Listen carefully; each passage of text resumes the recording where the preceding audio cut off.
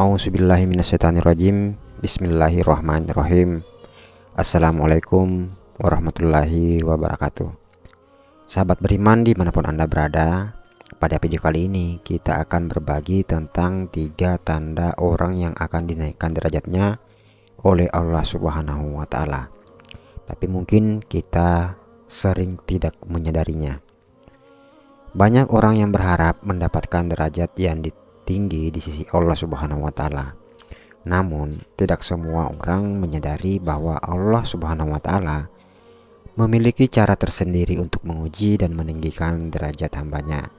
Dalam sebuah hadis, Rasulullah Shallallahu Alaihi Wasallam pernah bersabda, "Apabila Allah menghendaki kebaikan pada seseorang, maka Allah akan menguji orang tersebut."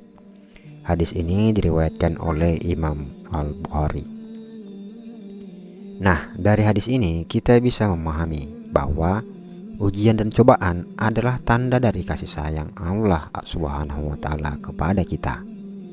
Nah, Allah ingin membersihkan dosa-dosa kita dan mengangkat kedudukan kita di akhirat kelak. Bukan hanya di akhirat, ini juga bisa di dunia teman-teman semua.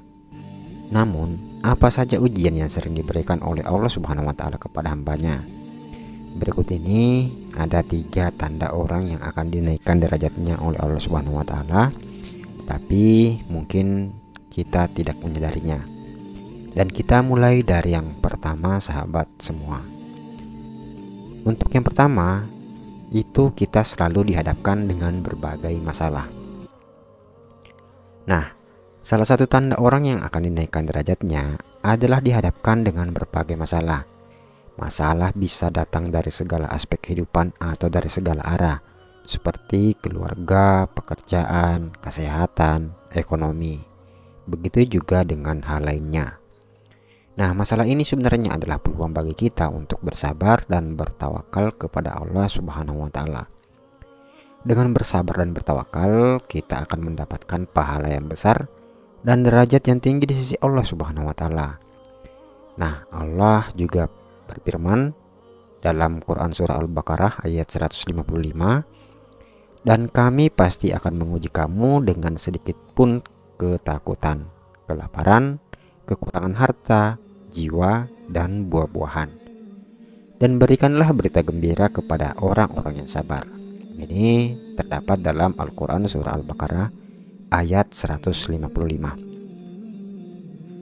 Nah, untuk bagian yang kedua, yaitu kita selalu dihadapkan dengan orang yang tidak suka dan membenci kita. Tanda lain orang yang akan dinaikkan derajatnya oleh Allah Subhanahu wa Ta'ala adalah kita selalu dihadapkan dengan orang yang tidak suka dan membenci kita. Orang yang sering mencela kita. Orang-orang seperti ini bisa saja berasal dari lingkungan kita sendiri, seperti tetangga, saudara, teman, atau rekan kerja. Mereka mungkin saja iri, dengki, atau bermusuhan dengan kita tanpa alasan yang jelas. Nah, orang-orang seperti ini sebenarnya adalah ujian bagi kita untuk bersikap baik dan maafkan mereka, ya.